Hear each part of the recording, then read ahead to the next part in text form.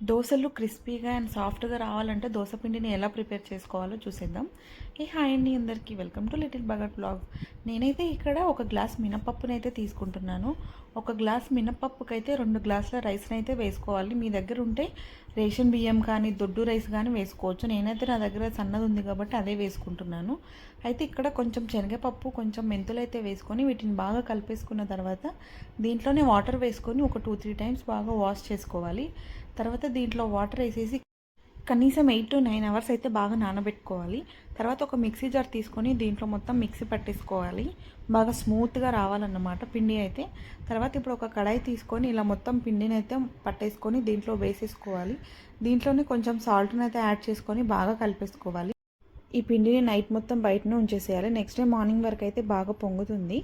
తర్వాత దీన్ని ఒక బౌల్లో తీసుకొని బాగా కలిపేసుకొని దోశలు వేసుకోవాలి. దోశలు అయితే చాలా క్రిస్పీగా సాఫ్ట్గా అయితే